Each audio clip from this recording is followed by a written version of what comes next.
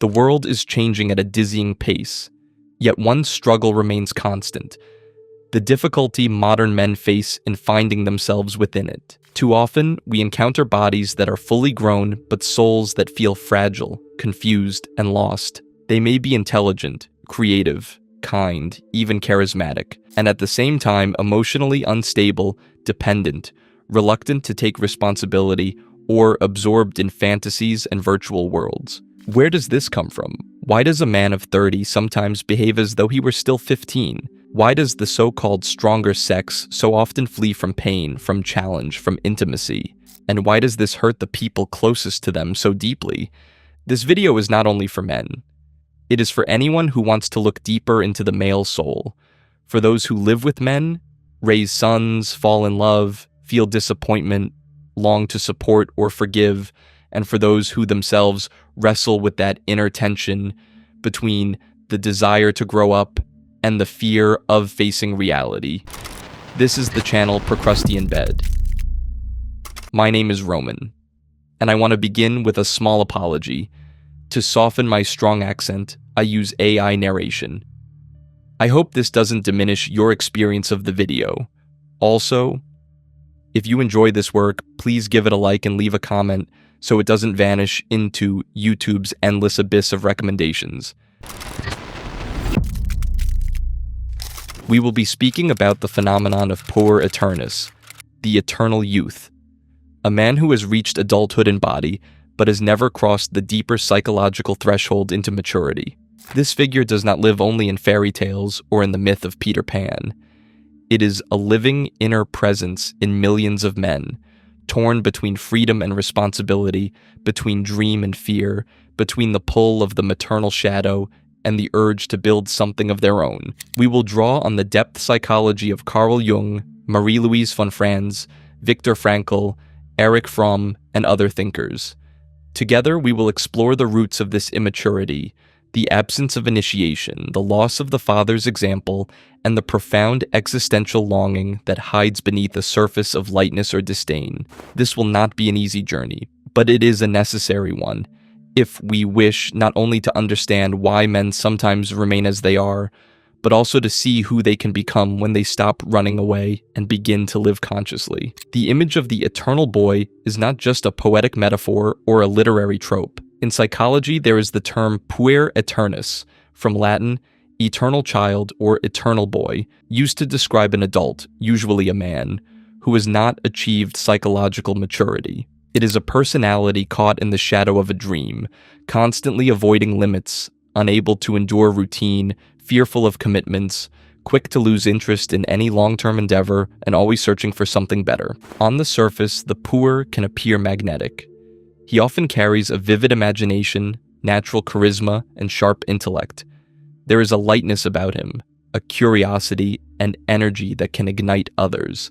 Yet behind this surface charm lies an inability to withstand the pressures of real life. What he fears is not only responsibility, but limitation itself. Work, marriage, stability, discipline, all of these evoke panic or inner revolt. His psychology often remains stuck at the level of adolescence. Absolutism, the craving for instant gratification, the avoidance of pain, the search for shortcuts, the fear of failure. He tends to blame circumstances, people, or the system, rather than acknowledge his own part in his struggles.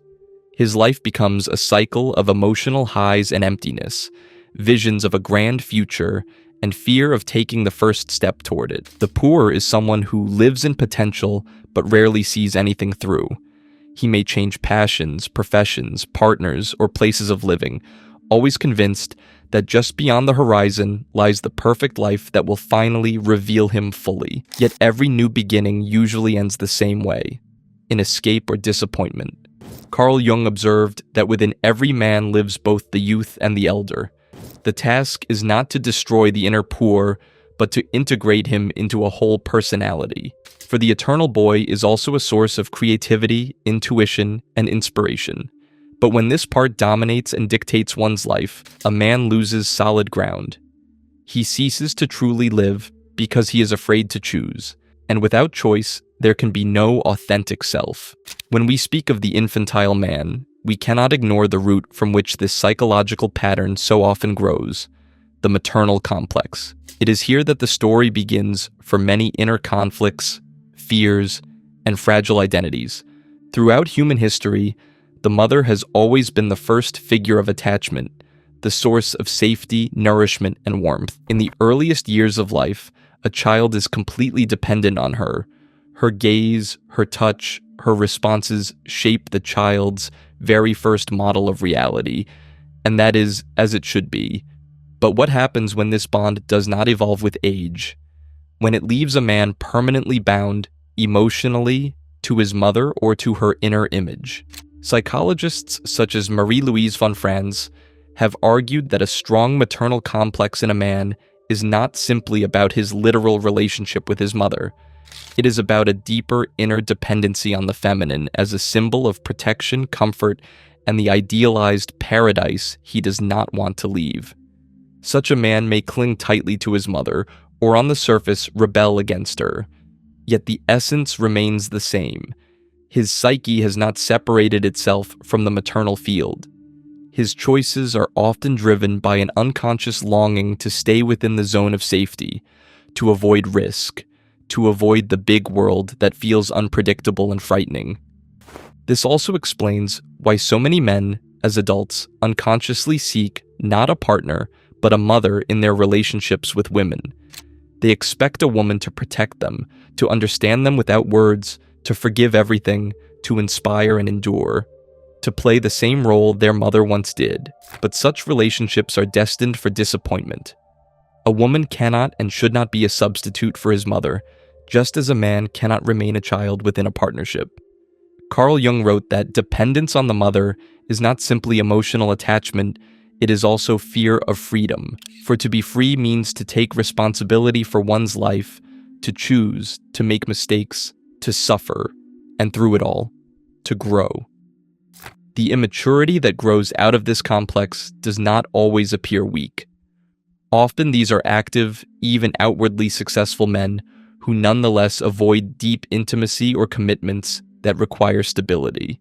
They may be drawn to strong women, but inwardly they fear abandonment, betrayal, or perhaps most of all, losing the comfort of their childlike role. Until this complex is brought into awareness, it will keep writing the script of a man's life, in his relationships, in his work, in the way he sees himself. Awareness is the first step toward genuine adulthood. If the mother offers safety, the father represents direction, boundaries, and challenge. Ideally, it is the father who leads the child out of complete dependence and introduces the world, not as a threat but as a space of action. His presence helps shape an inner compass, what strength looks like, how to make decisions, and how to stay on one's feet even when the ground shakes beneath them. In traditional cultures, the father and other male mentors carried the role of initiation, a symbolic breaking from the maternal field and an entry into adult life. But what happens when this does not occur?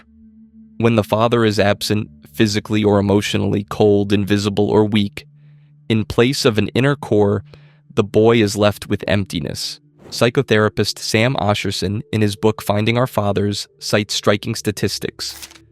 Only about 17% of men reported having a genuine emotional bond with their fathers. The majority either grew up without one or never experienced open, supportive relationships with him. In such a context, the boy has no model of mature masculinity to draw from, no guide on how to handle emotions, take responsibility, or face pain and failure. Jung believed the father embodies the force that introduces the child into structure, sets boundaries, and opens the path to individuation. Without this element, the psyche remains unformed. Even as an adult, a man may feel thrown into the world, without orientation, without grounding, without inner permission to be strong. The deeper tragedy is this. Society expects men to act like adults without giving them the inner resources to do so. It tells them, be a man, but never explains what that truly means. The result is often one of two masks: withdrawal into isolation, or a false display of toughness, aggression, or indifference. disguises that conceal deep confusion and the fear of being vulnerable. If the mother holds close, it is the father who should point the way into the world. But when he does not, the son is left to wander on his own, and that wandering can last for years, sometimes for a lifetime. On the surface, we live in an age of limitless possibilities. The world is open, knowledge is accessible, borders dissolve. Yet the paradox is that these very conditions create a new kind of psychological trap, soft, comfortable, almost invisible.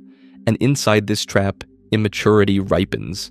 Modern society is designed to shield us from pain, frustration, effort, the undo button, instant delivery, entertainment available 24/7, endless windows of new options. All of it creates the illusion of choice while stripping away true engagement. We live in a world where growing up is optional, and that has become normal. But when life does not confront us with real challenges, we stop being active participants in our own story. Psychological maturity is always forged in pain, disappointment, loss, loneliness, responsibility, the necessity of choosing and then living with the consequences. Consumer culture teaches us to run from that pain, to buy, to distract, to switch channels. Instead of moving through inner conflict and transformation, we escape into video games, binge shows, social media, pornography, pseudo-spirituality, or endless self-improvement without action. We download meditation apps while avoiding our own thoughts. We collect motivational quotes, yet fear making one difficult choice. We seem to be in motion, but we remain in place. Philosopher Viktor Frankl wrote that true meaning does not come when life is comfortable, but when a person succeeds in realizing what they are called to fulfill.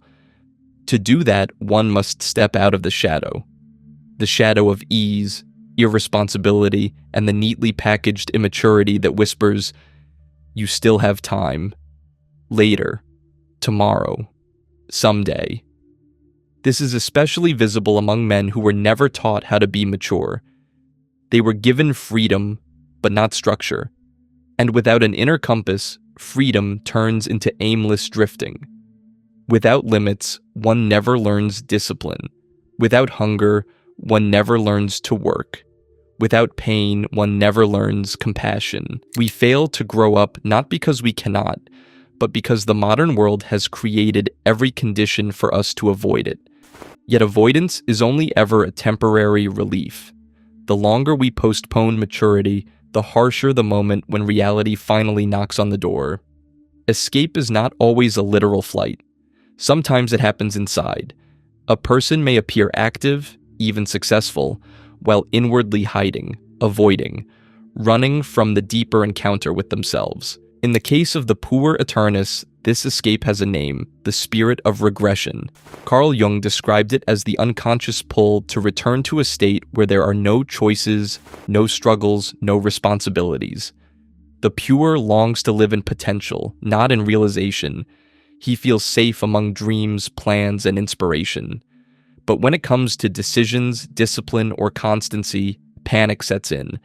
Reality feels too coarse, too confining, too final, and so he searches for ways out, into ideas, fantasies, relationships, ecstasy, adrenaline, or the endless postponement of action. Søren Kierkegaard wrote that despair is not the recognition of hopelessness, but the flight from oneself. A person who hides from their calling, who conceals their true self behind roles, habits, or comfort, lives in deep existential conflict. And that conflict eventually erupts in anxiety, boredom, or loss of meaning. The flight into childhood is an attempt to avoid the pain of growth.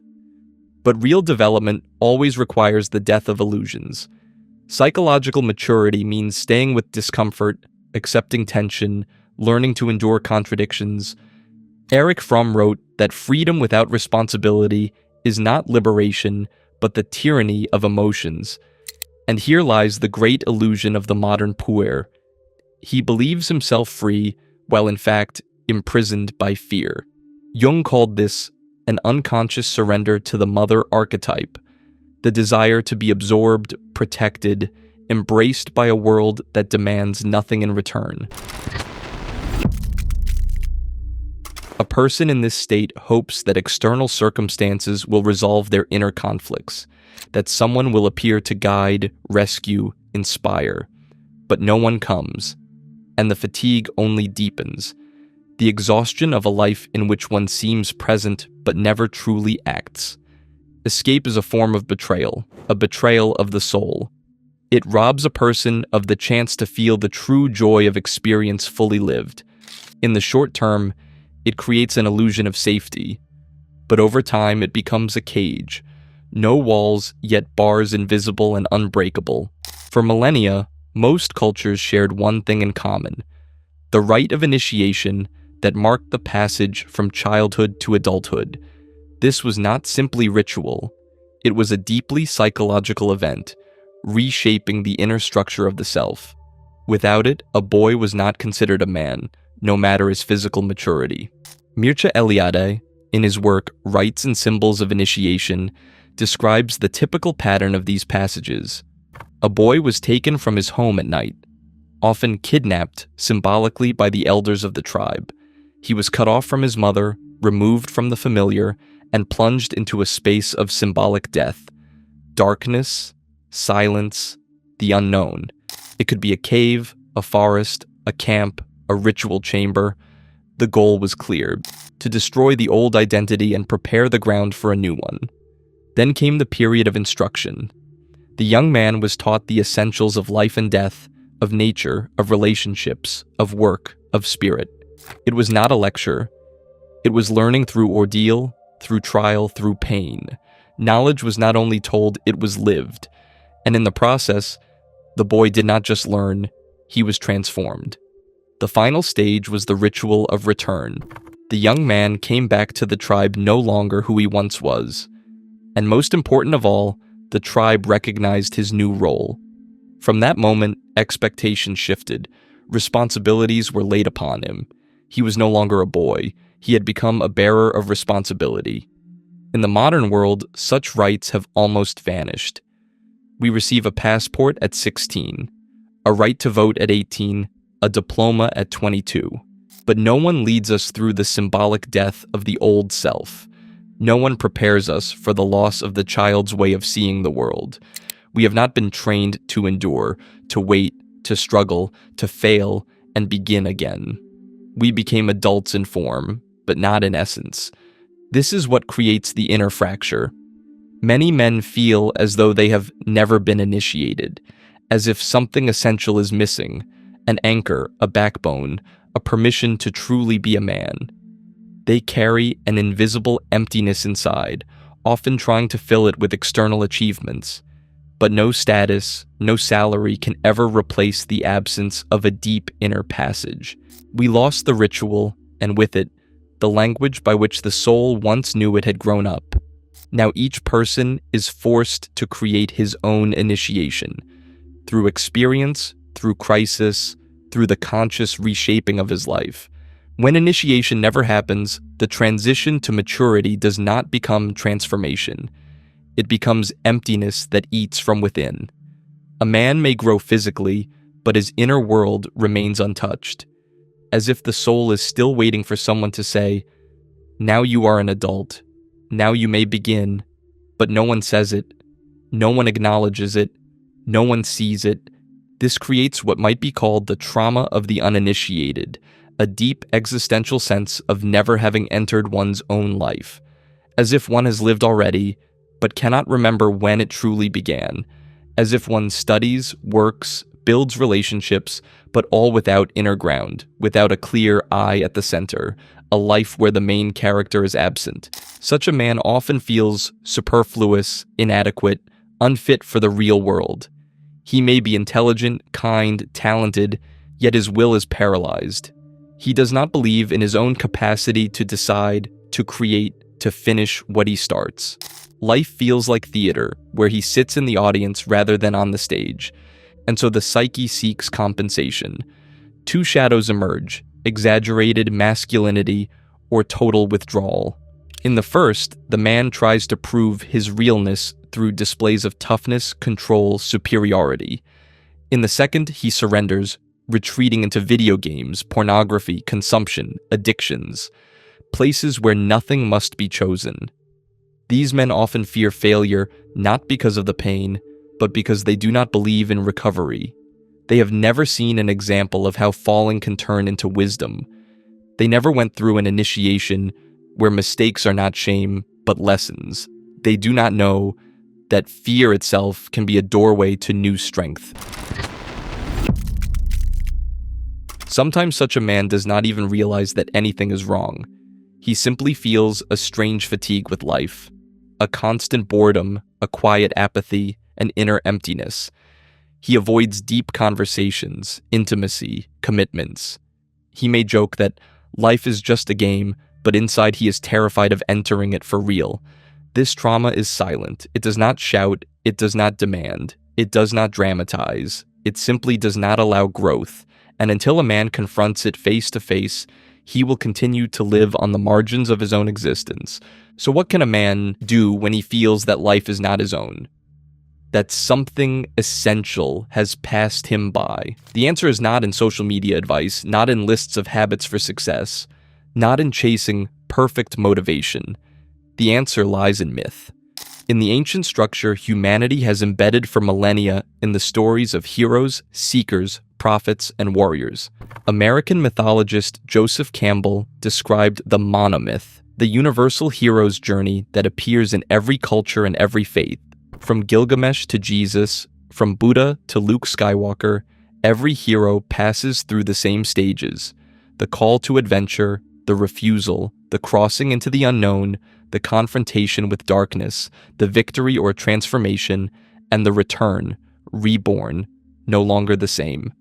This is not merely a literary device, it is a psychological map, because within each of us lives not only the pure, but also the hero. Not the fearless hero, but the one who is afraid and still goes on. The hero is not muscles, not status, not outward success. He is the inner choice. To accept the challenge of reality and to face the chaos of life. Jung called this the beginning of individuation, the path toward the true self. It is the moment when a person stops living in the shadow of others' expectations. No longer the good son, no longer the convenient boy, no longer the eternal student. Instead, he begins to build himself brick by brick, accepting both the light and the dark within. The hero's journey always begins in despair, in crisis, at the point where everything feels meaningless. But the crisis is not an ending, it is an entrance, an opening into depth. The hero does not know how it will unfold. He has no guarantees, but he takes the first step, and the world begins to answer. Along the way, symbolic teachers appear: books, people, trials, even loss. Each one pushes the hero toward growth. Eventually, he confronts his dragon, his fear, his wound, his trauma, his complex. And there, in the center of darkness, he discovers his strength. This journey has no finish line. It is endless, because maturity is not an event. It is a process. And that process always begins with one simple question: if not now, then when? We have spoken much about the absence of the father as an outer figure, physically, emotionally, culturally. But growing up does not mean waiting forever for someone else to fill that void. Sooner or later, every man who longs for maturity faces the need to give birth to an inner father, the part of the psyche that becomes a source of strength, structure, and support. In the language of depth psychology, this is the integration of the father archetype.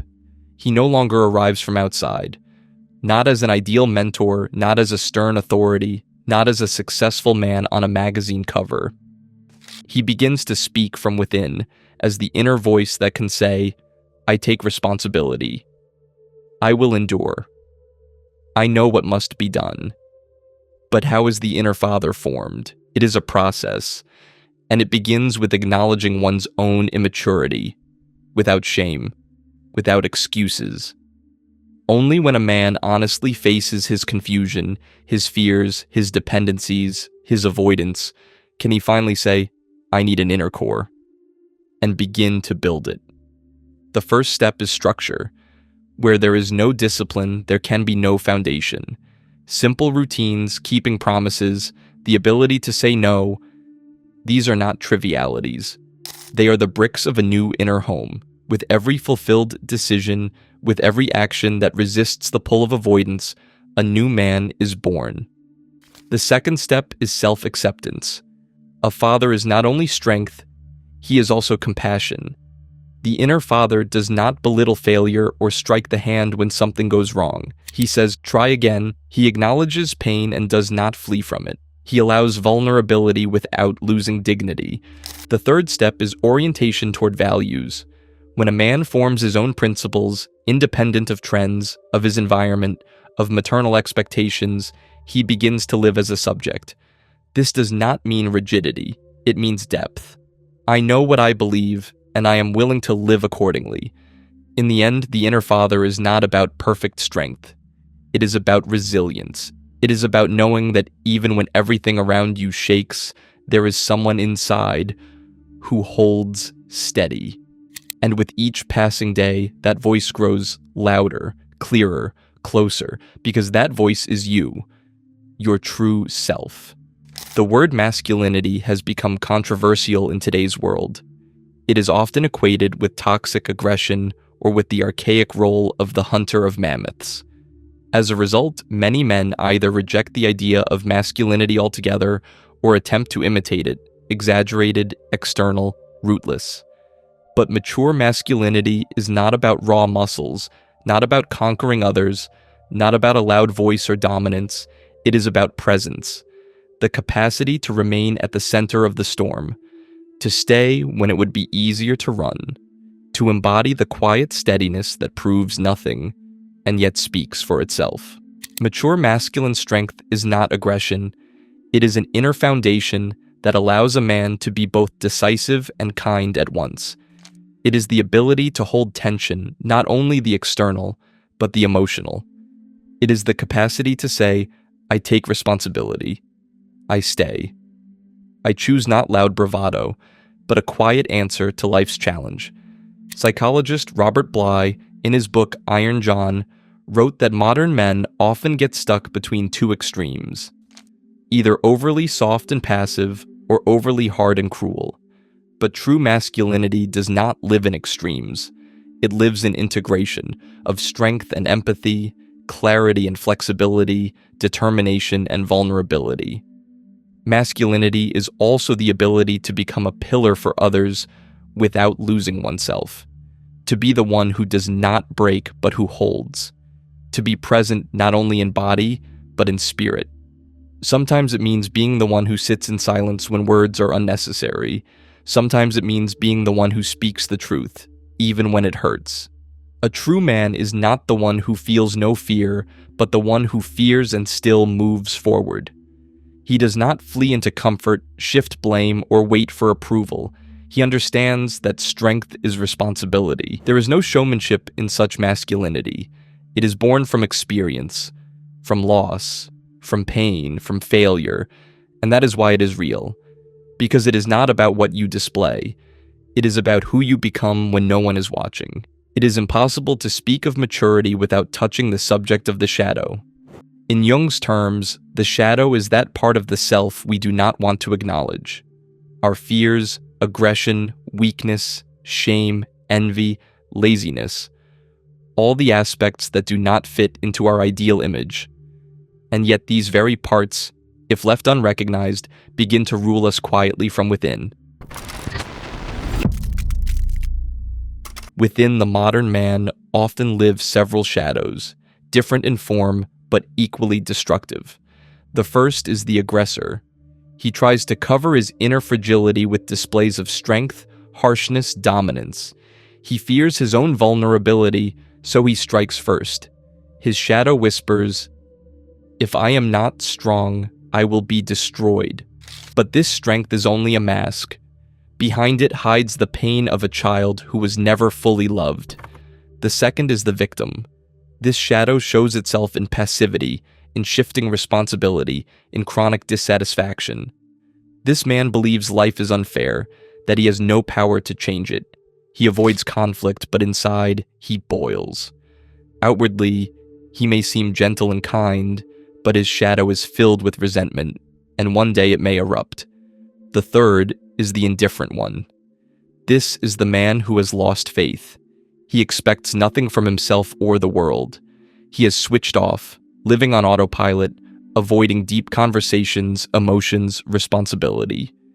His shadow whispers, "It is easier to feel nothing than to risk pain again." This is emotional anemia. Each of these shadows arises for a reason. They are responses to trauma, to disappointment, to the absence of initiation, to unfinished growth. But unless a man admits their existence, they will govern his relationships, his choices, his career, even his body. Jung wrote, "Until you make the unconscious conscious, it will direct your life and you will call it fate." We think we are hunted by circumstances, but often it is our own shadow pulling the strings. Only by acknowledging it can we begin the dialogue. Only by seeing it in ourselves can we stop projecting it onto others. The shadow is not an enemy. It points to what has been repressed. It longs to be integrated. And when a man begins to work with it, not to fight, not to suppress, but to face, he begins to move toward wholeness, not perfection. Wholeness. No man develops in a vacuum. His becoming is always the story of relationships, with his father, with his mother, with society. But a special place in this process belongs to the woman, as archetype, as partner, as mirror. Her presence can either support his growth or unconsciously repeat the very dependency from which he never freed himself. After the maternal field, which so often held him in a childlike state, he may seek in a woman not a partner but a new mother. Unconsciously, he wants her to be soft, endlessly understanding, unconditionally accepting, to heal, to embrace, to endure, to inspire, without asking, without requiring anything in return. But this dynamic quickly drains them both. A woman who unconsciously takes on the maternal role in a relationship risks losing herself. She stops living beside a partner and begins raising him. She pulls, supports, rescues, explains, and eventually finds herself in a role that was never hers to bear. Because partnership is not about rescue. It is about the meeting of two adults. At the same time, a healthy, self-aware woman with clear boundaries can become the mirror in which a man truly sees himself. Not polished, not romanticized, but real. She is not obligated to educate him. Yet her refusal to participate in his immaturity is itself an act of love. Because real love is not endless indulgence. It is the desire to see the other in their potential, not in their convenient immaturity. Jung taught that a man projects his anima, his inner feminine image, onto a woman, and until that image is made conscious, he does not see the woman as she is. He sees only his own expectations. If she fails to meet them, he blames her. If she exceeds them, he runs. Only through self-knowledge can a man build a relationship not with an image, but with a living human being. A woman is not meant to be a therapist, but she can be a space of truth. Sometimes her silence is more valuable than advice. Sometimes her boundary is the beginning of someone else's maturity. Her task is not to be a savior, but to remain herself. And if a man is ready to grow, he will accept that challenge. If not, that too is an answer. The role of a woman is not to turn a boy into a man. It is to step aside so he can do it himself, and to offer support when he finally begins. One of the clearest signs of maturity is the willingness to take responsibility, not only for major life decisions, a career, a family, but for the small, everyday actions, for one's reactions, for one's emotional state. Responsibility is not a burden. It is the choice to be a subject, not an object of circumstance. For the immature man, responsibility feels dangerous. It seems like a limit on his freedom. But the truth is the opposite. Responsibility is freedom. Only the one who claims authorship of his own life can begin to change it. As long as a man blames others, parents, partners, the state, fate, He clings to the illusion of control without truly having it. It is convenient to live as a victim, to wait for the perfect moment, to avoid decisions. But that life is spent in permanent waiting. And while he waits, life passes, along with its chances, its experiences, its depth. Maturity begins with a simple phrase: "This is mine. My life, my reactions, my path." It is not about guilt. It is about strength. Because only by claiming responsibility do we gain the power to change anything. It is like waking up. The world is the same, but you are no longer a passenger, you are the driver. A man who takes responsibility does not always know what comes next, but he does not run. He tries, he fails, he corrects. His path is not perfect, but it is real. He does not hide behind masks. He does not wait for permission. He lives. Each of us has a choice: to remain again and again in a child's position, or to say to ourselves, enough. Enough blaming, enough running, enough waiting for perfect conditions. Life has already begun, and responsibility is not about controlling everything. It is about controlling yourself. Sometimes it looks small: getting up in the morning when you don't want to, finishing the task even when the mood is gone, not lashing out at the person you love when things go wrong. This is adulthood, not in heroics but in steadiness, not in grand gestures but in daily inner work. In the end, a man who takes responsibility is not always perfect, but he is always alive. And that is his strength.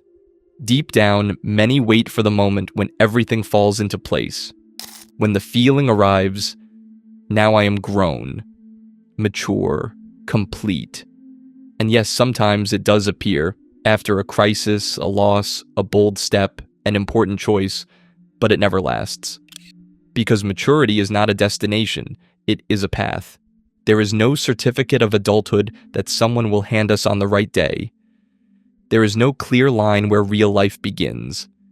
There are only countless moments when we choose to stay behind or move forward, to run or to remain, to blame or to take responsibility, to repeat the old or to do the new.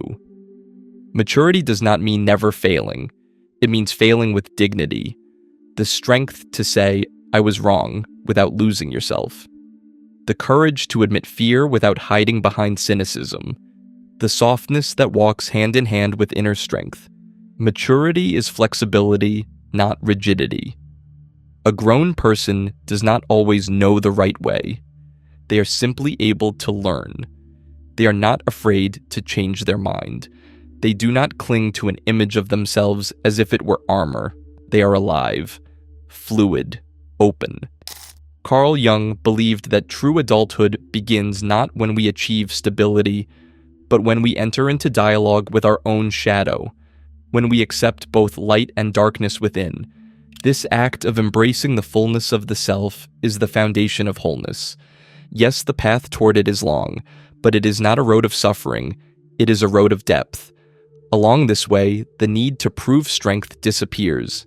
The chase for approval falls away. The fear of being not enough dissolves, and what remains is something far more essential: stillness, presence, a core. Maturity does not guarantee happiness, but it gives us the capacity to bear it. For happiness too is a challenge. It is also a responsibility, and only the one who walks their own path, step by step, day by day, becomes able to hold not only the weight of pain, but the weight of joy. Perhaps we will never feel ready, but we can be honest, attentive, alive. And in this, true adulthood reveals itself, for it is not found at the summit, it is found in every next step.